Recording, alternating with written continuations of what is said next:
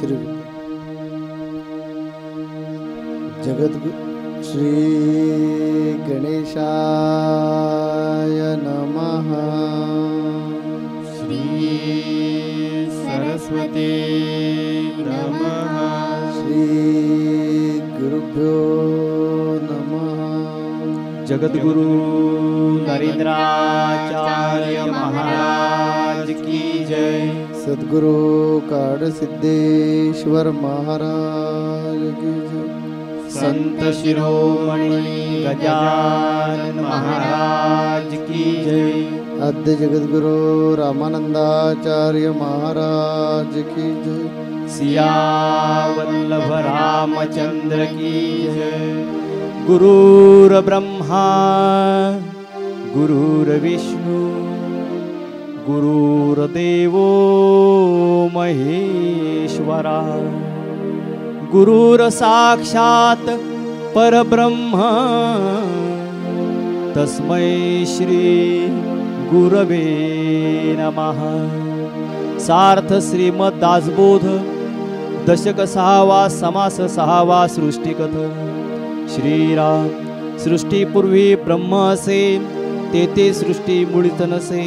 आता सृष्टी दिसत असे ते सत्य की मिथ्या। तुम्ही सर्वज्ञ गोसावी माझी आशंका फेडावी। ऐसा श्रोता विनिबी भक्तयासी। सत्य म्हणो तरी नासे मिथ्या म्हणो तरी दिसे। आता जैसे आहे तैसे बोली जेन। सृष्टीमध्ये बहुजन अज्ञान आणि सज्ञान म्हणून या समाधान होत नाही। ऐका अज्ञानाचे मत सृष्टी आहे ते शाश्वत। देवधर्म तीर्थ व्रत सत्यची आहे। पुंडलिक वरदे हरी विठ्ठल। श्री ज्ञानदेव तुकाराम पंढरीनाथ महाराज की जय। जगद्गुरु नरेंद्राचार्य महाराज की जय। अनंत श्री भूषित जगद्गुरु नरेंद्राचार्य महाराज अर्थात आपणा सर्वांच्या हृदय कमली विराजमान आपले परमपूज्य जगद्गुरु श्री यांच्या चरणी वंदन। संत संघातील सर्व उपस्थित गुरुबंधू आणि गुरु भगिनी या सर्वांना श्री गुरुदेव।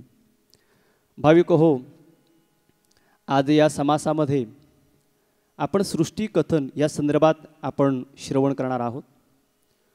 सृष्टीबद्दल जर बोलायचं झालं तर ही सृष्टी अतिशय सुंदर, अति विशाल, म्हणजेच थोडक्यात की अति विशाल या शब्दाने सुद्धा त्याची विशालता स्पष्ट होणार नाही।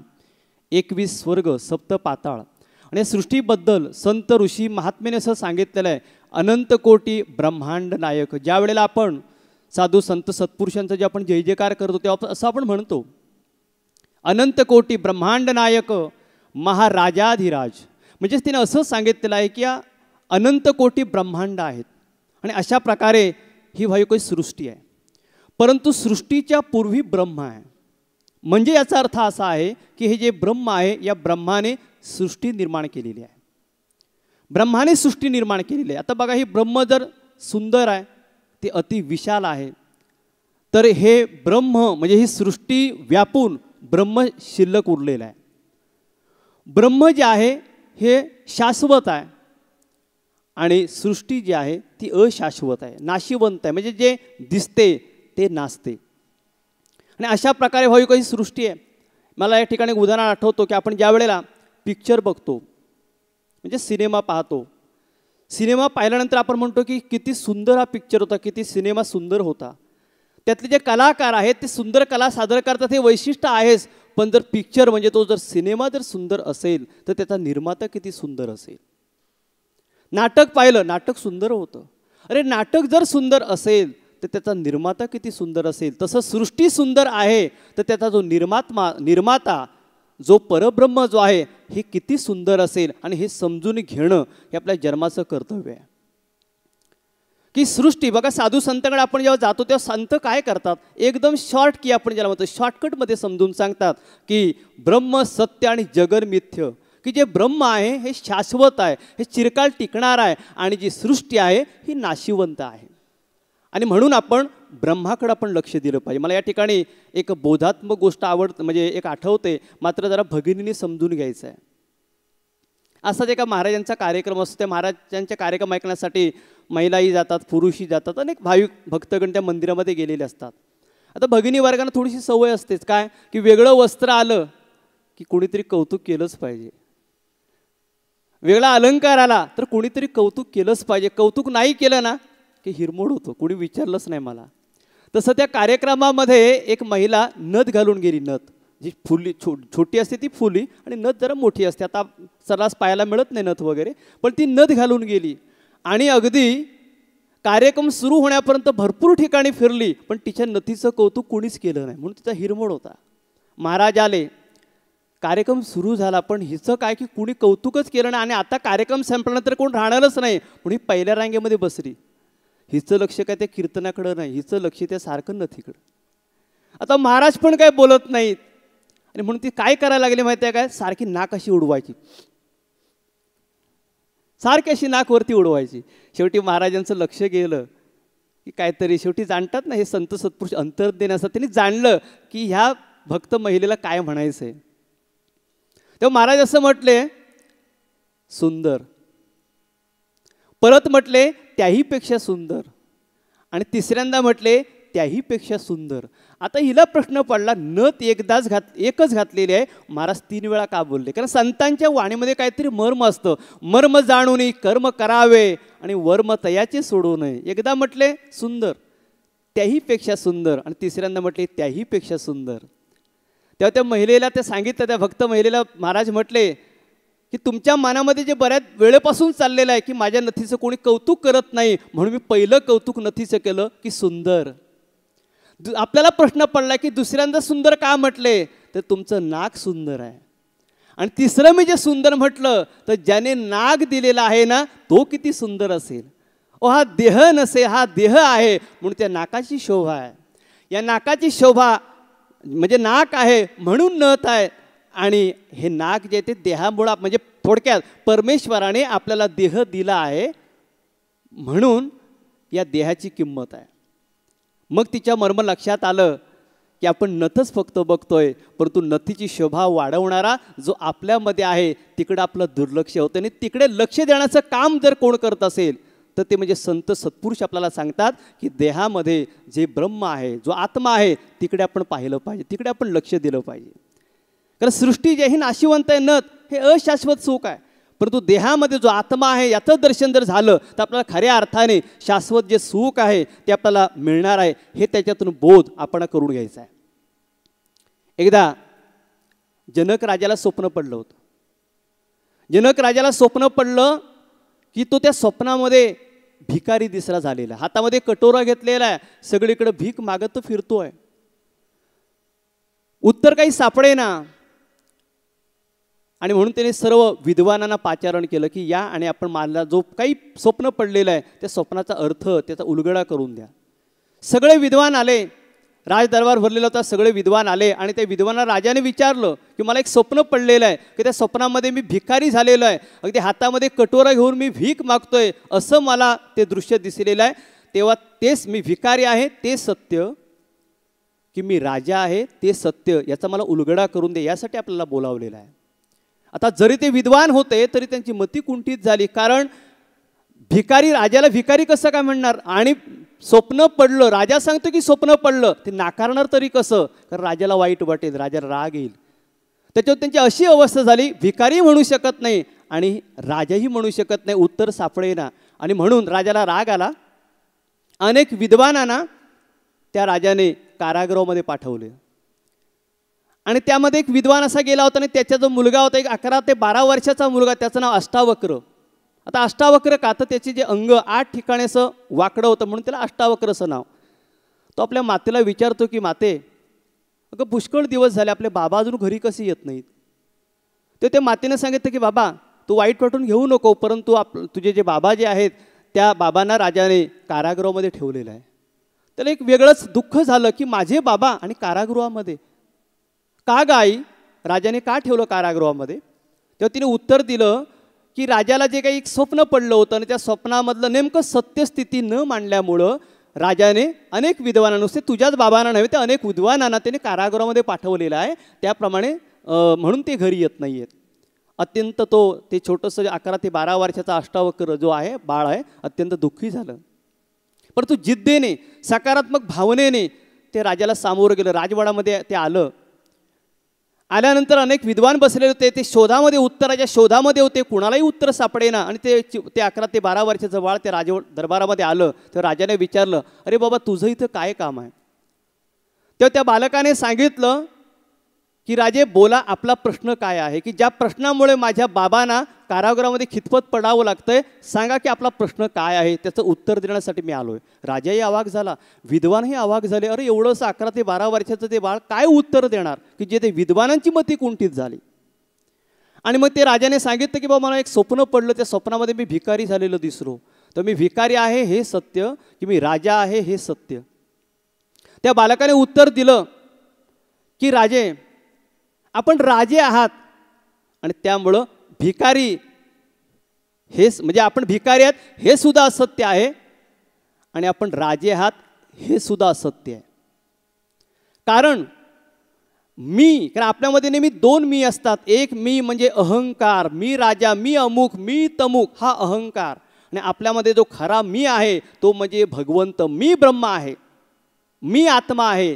तर त्या बालकाने त्या राजाला सांगितलं की राजा तू कोणी नाही आहेस, तुझ्या आतमध्ये, तुझ्या देहामध्ये जो आत्मा आहे तो राजा आहे. ज्या दिवशी तो राजा निघून जाईल त्यावेळेला तुझ्या त्या राजवैभवाची किंमत ही शून्य होणार आहे. आणि म्हणून तूही राजा आहेस हेही असत्य आहे, आणि भिकारी हेही असत्य, मी जे आहे आत्मा जो आहे हे सत्य आहे. आणि अशा प्रकारे त्यांनी त्या अष्टावक्राने राजाला सांगितलं, आणि ते खरं ज्ञान राजाला झालं. आणि मग त्याने त्या बालकाचाही कौतुक आदर संस्कार केला, आणि सर्व विद्वानांना ज्या कारागृहातून मुक्तता केली. तात्पर्य होईको हे आहे त्याच्यातून की आपला जो आत्मा जो आहे हा श्रेष्ठ आहे, तो अविनाशी आहे. साधू संतांकडे आपण जेव्हा जातो तेव्हा साधू संत सांगतात, नासिवंत देह जाणार सकळ आयुष्य खातो काळ सावधान.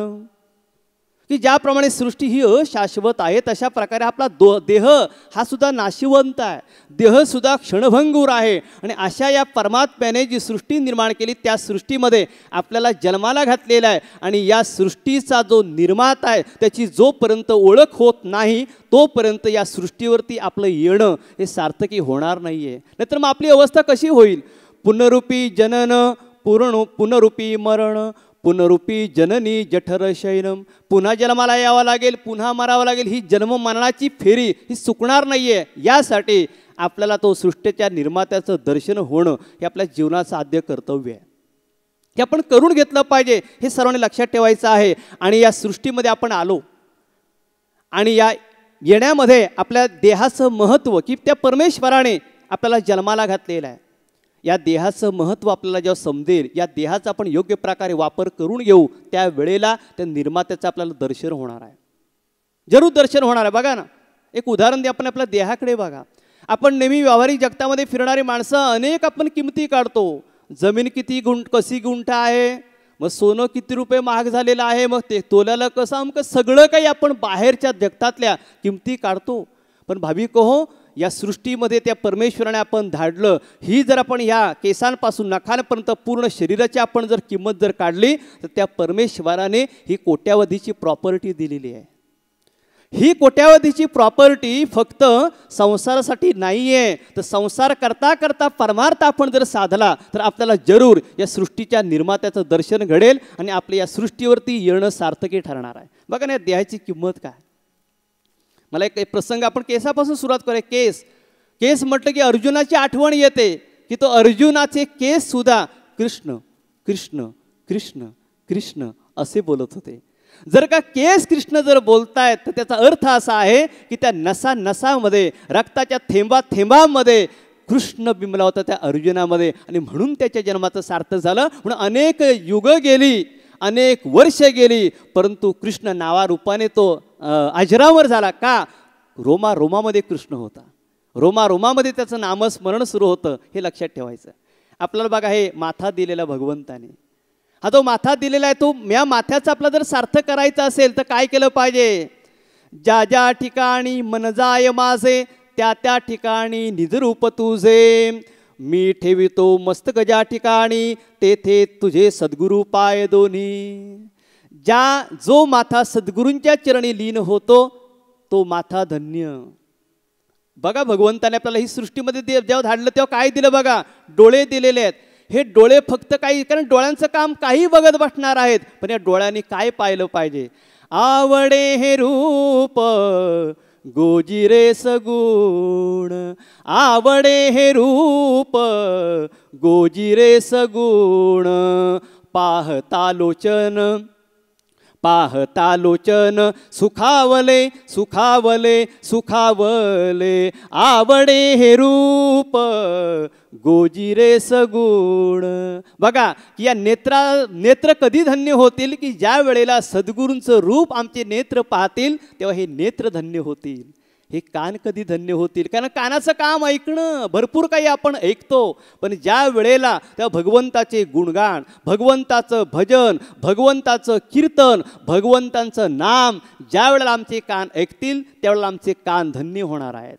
हे आमचं हृदय, हे हृदय बघा ना, या हृदयाला हे हृदय हे देवाचं स्थान आहे. म्हणून एक अभंग आहे ना, देह देवाचे मंदिर आत्मा परमेश्वर, की ज्या वेळेला या हृदयामध्ये राम आहे, या हृदयामध्ये देव आहे अशी आमची भावना होईल त्यावेळेला आमचं हृदय धन्य होईल आणि हे शरीर राहणार नाहीये तर हे शरीर मंदिर स्वरूपामध्ये बनणार आहे.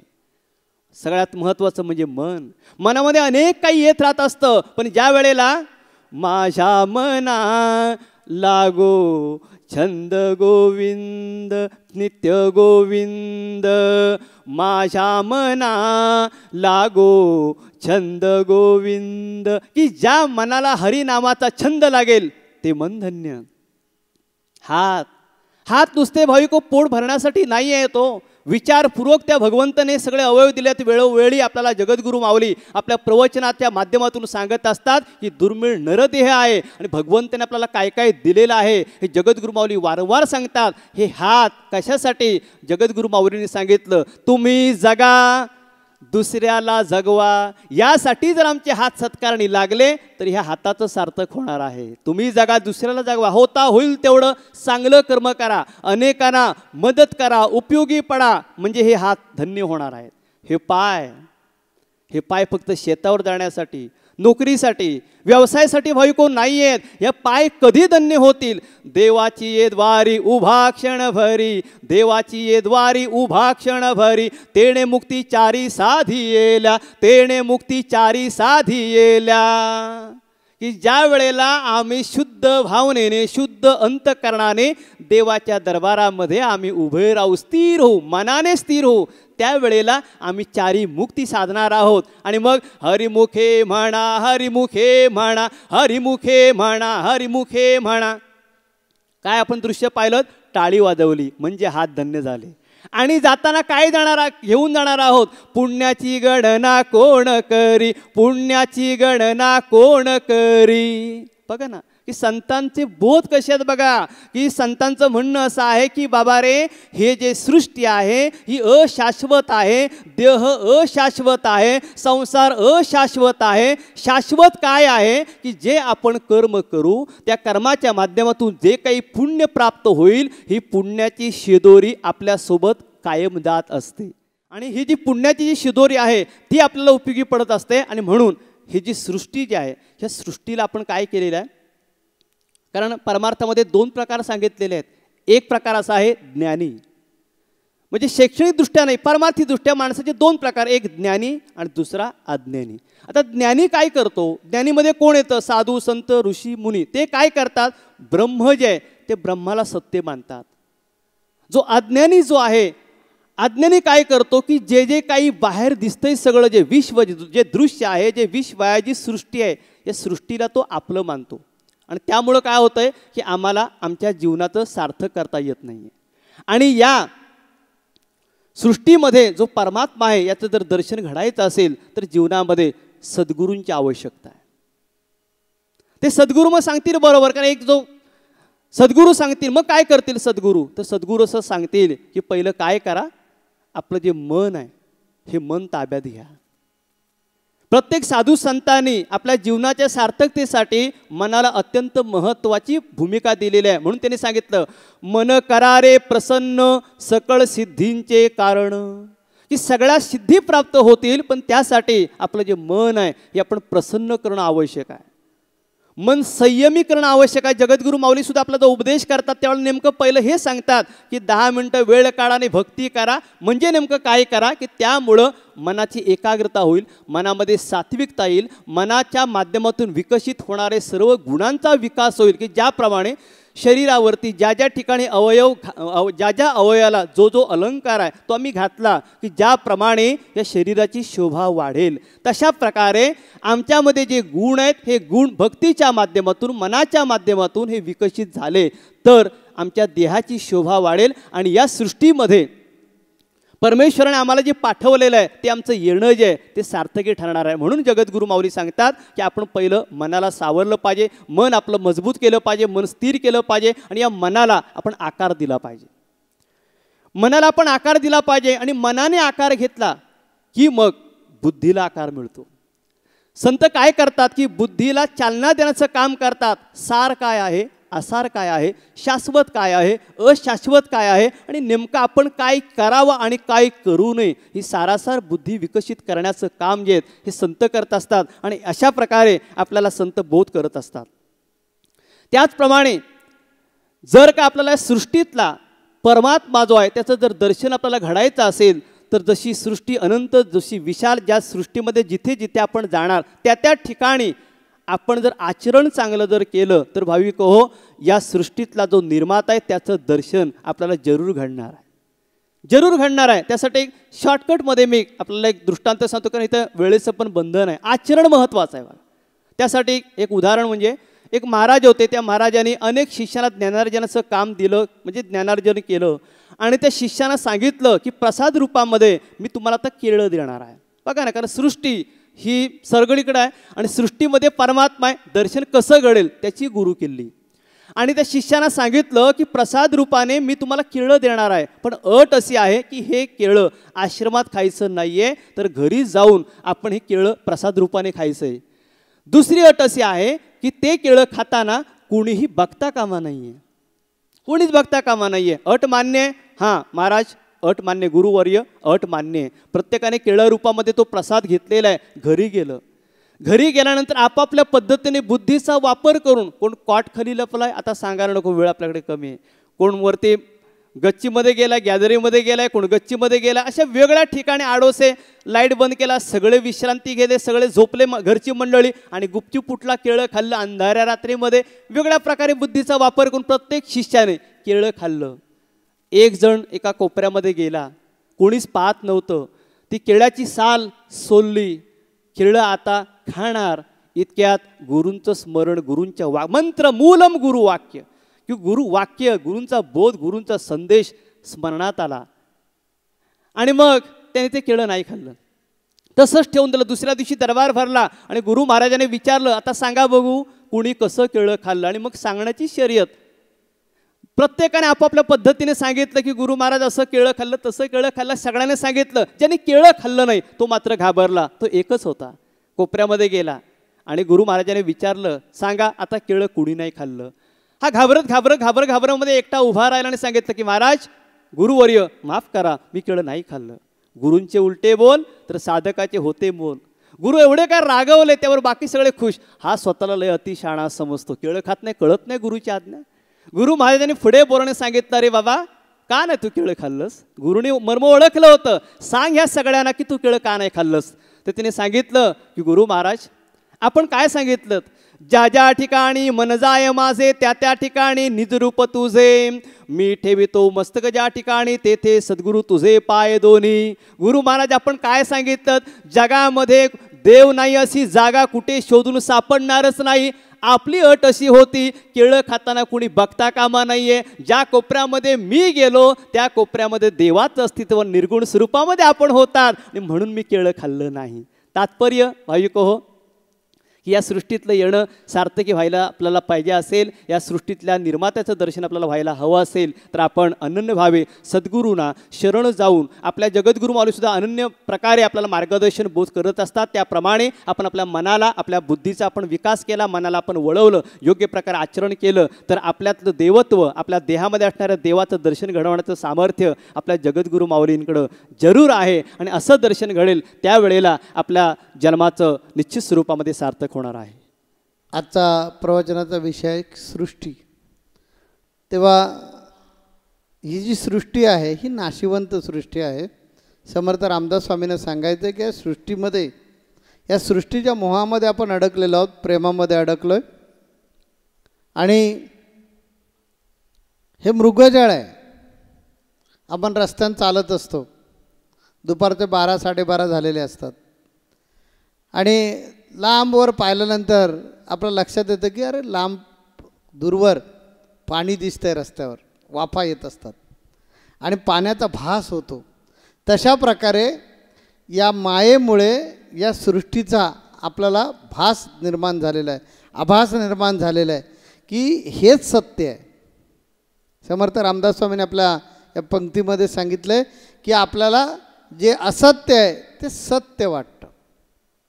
जग खऱ्या अर्थानं मिथ्य आहे पण ते सत्य वाटतं. जसं जनक राजाला वाटलं की मी भिकारी म्हटलो तर राजा आहे, मग राजा जर आहे तर मला स्वप्न पडलं भिकारी, तर मी भिकारी आहे का? तेव्हा अष्टवक्रांनी त्याचा भ्रम जसा उडवला, हेच काम गुरु करतात. अष्टवक्रांनी सांगितलं की तू आता राजा आहेस असं तुला वाटतंय, म्हणजे तू भिकारी नाही आहेस. म्हणजे स्वप्नात जे बघितलंस तसं नाही आहे, आणि तू राजा आहेस असं जे तुला वाटतं तेही सत्य नाही आहे. कारण राजा कुणामुळे झाला आहेस? त्या ब्रह्मामुळे. तो तुझ्या शरीरामध्ये जोपर्यंत आहे तोपर्यंत हे शरीर राजेशाहीचा उपभोग घेऊ शकतं. परंतु त्याचा ज्यावेळी निर्वाण होणार आहे, तो ज्यावेळी निघणार आहे या शरीरातून, त्या तू राजा असणार नाहीस. त्यामुळे हा नुसता भ्रम आहे झालेला. या भ्रमातून राजा तू बाहेर ये. हा भ्रम निघाला की तुला सत्य वस्तूचं ज्ञान प्राप्त होईल. आणि ते दासबोधामध्ये समर्थ रामदास स्वामींना सांगायचं आहे की आपण या सृष्टीकडे बघून सगळी जी अनुमान काढतो की राम असा आहे, म्हणजे परब्रह्म असा आहे, रामावरून त्याचं वर्णन करतो, कृष्णावरून वर्णन करतो, तर असा राम नाही आहे. भगवान कृष्णाने सुद्धा भ्रमित झालेल्या अर्जुनाला सांगितलं की अरे मला बघतोयस असा मी नाही आहे. मला पाहण्यासाठी तुला दिव्य चक्षु स्वीकारावे लागतील, कारण माझं रूप कसं आहे हे तू सहनच करू शकणार नाहीस. मी कसा आहे हे तुला कळलेलं नाही म्हणून तू भ्रमित झाला आहेस, आणि म्हणून तुला वाटतं हे सगळं मी मारतो आणि मी पापाला वाटेकरी कशाला हो. त्यावेळी माझं सत्य रूप समजून घेशील त्यावेळी तुला जो भ्रम झाला की हा माझा नातेवाईक आहे, हा माझा सखा आहे, हा माझा मित्र आहे, तो भ्रम नाहीसा होईल. तसं सृष्टीचं आहे की या सृष्टीचा भ्रम झाल्यामुळे आपण या भ्रमामध्ये अडकून पडलेलो आहोत. आणि त्या मृगासारखी आपली परिस्थिती झालेली आहे की आपल्यामध्ये असणारा जो देव आहे तो आपल्याला समजणं दुरापस्त झालं आहे. तो संतांना समजतो म्हणून ते दावा करतात, देव आहे हृदयात नको जाणे रावळात, साऱ्या संतांनी जाणीला श्रेष्ठ अशा परमात्म्याला.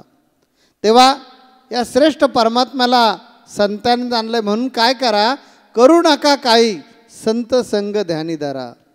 संत संघाला या, मग तिथे तुम्हाला देव दिसणार आहे. म्हणून आठवड्याचा संत संघ कधीच चुकवायचा नाही. प्रपंच तर करायचाच आहे, मरेपर्यंत प्रपंच चुकणार नाही आहे. मरेपर्यंत प्रपंच आपल्याला करायचाच आहे. परंतु त्याच्या अगोदर ज्यानं आपल्याला जन्माला घातलं, ज्यानं आपल्याला हा प्रपंच दिला, तो देण्यापाठीमागचा उद्देश काय आहे हे जर समजून घेतलं नाही तर पुढच्या जन्मामध्ये यमयातना भोगण्यासाठी आपला जन्म होणार आहे. तर या यमयातनांमधून जर सुटका व्हायला पाहिजे असेल तर कदापि संत संग चुकवू नका, जेणेकरून हातून कर्म चांगलं घडेल, मनाचं चांगल्या प्रकारचं संवर्धन होईल आणि सुखदुःखाला सामोरं जाण्याचं सामर्थ्य आपल्यामध्ये निर्माण होईल. म्हणून हा संत संघ अत्यंत रामबाण आहे. हे रामबाण औषध नेहमी माणसानं घेतलं पाहिजे. ब्रह्मरस घेई काढा म्हणून संतांनी सांगितलं आहे. तेव्हा पुढच्या आठवड्यामध्ये पुढच्या संत संघामध्ये अजून यावर अधिक विस्तृत स्वरूपामध्ये बोलू. त्यामुळे आम्ही इथे रजा घेतो, पण लक्षात ठेवा आम्ही पुढच्या आठवड्यामध्ये तुमची संत संघामध्ये वाट बघत बसू. त्या न चुकता संत संघाला आपण आलं पाहिजे. जगद्गुरु नरेंद्राचार्य महाराज की जय. सद्गुरु काळ सिद्धेश्वर महाराज की जय. संत शिरोमणी गजानन महाराज की जय. आद्य जगद्गुरु रामानंदाचार्य महाराज की जय. सियावल्लभ रामचंद्र की जय.